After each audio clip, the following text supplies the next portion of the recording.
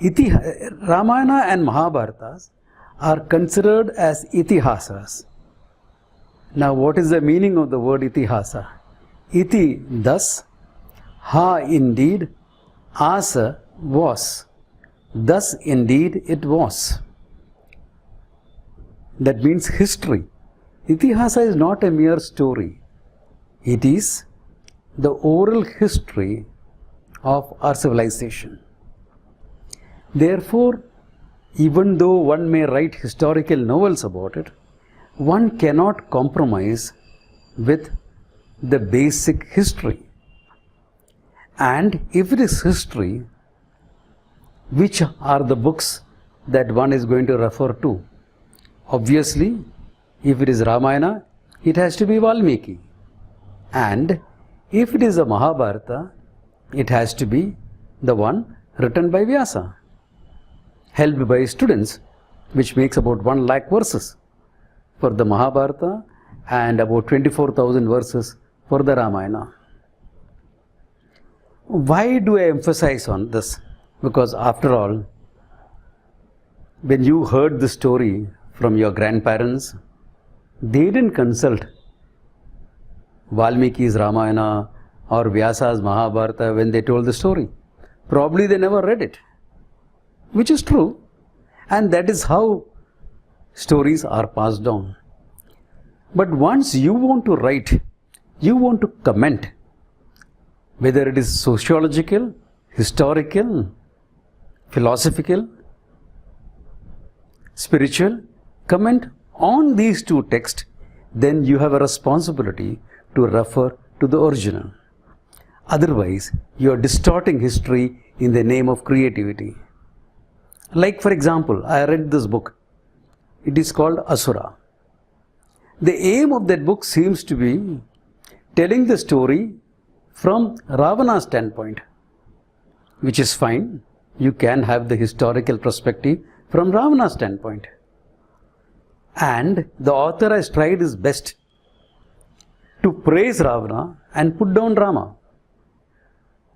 But I find his attempt makes Ravana look like a dacoit, not like the king of Lanka. His origin seems to be that of a dacoit. Now, if you read Valmiki, you find Valmiki has praised Ravana far more than this modern author who has written this book. Yeah, another book I have come across. Very popular, very interesting story, okay? I enjoyed reading it as a storybook. If I forget the fact that is dealing with Lord Shiva, Ishvaraha, Mahadevaha, if I forget that fact, it's a very interesting storybook. 3 books.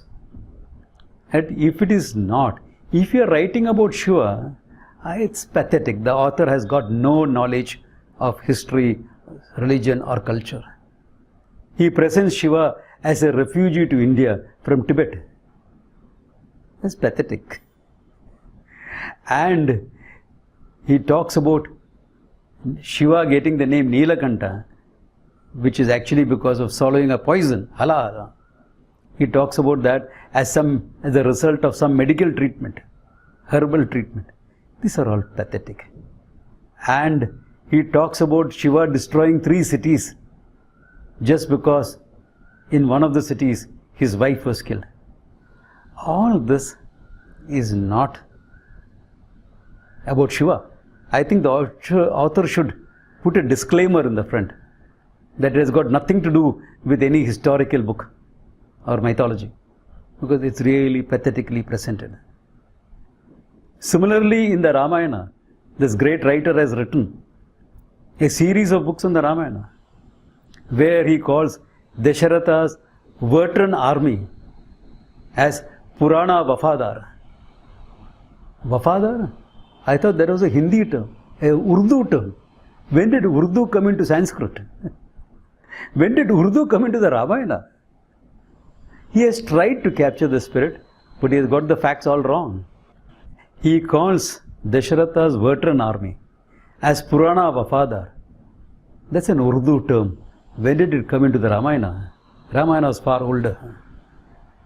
And he talks about the Ramasetu being destroyed by Ravana and the whole army of the Vanaras crossing on the back of humpback whales. Humpback whales in the Indian Ocean between Sri Lanka and India.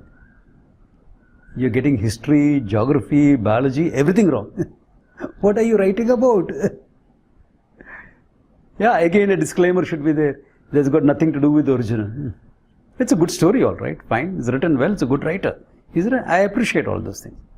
I enjoyed reading it. But for these, so many of these historical facts going haywire.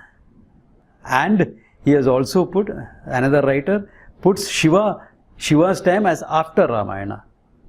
This is all complete distortions of our ancient history and culture. I think writers should have a greater sense of responsibility than this. How can you keep imagining such things and putting it into a book? It makes no sense. This is not an attempt of creativity. This I will consider as an attempt at abusing the tolerant, liberal attitude that the Hindus have. And that is unfortunate. No writer would take such liberties with any other religion. There would be protests, criticism, fatwas. We all know what happened to Salman Rushdie. After that, no writer has done anything like that. Now, we are much more tolerant, much more liberal in that aspect. But that doesn't mean that our liberal views, our tolerant ways should be abused like this. If you're writing on the Ramayana, you have the right to have your own perspective. If you're writing on the Mahabharata, you have the right. I would ask a simple question. Before you claim that right, have you taken the responsibility to read the original?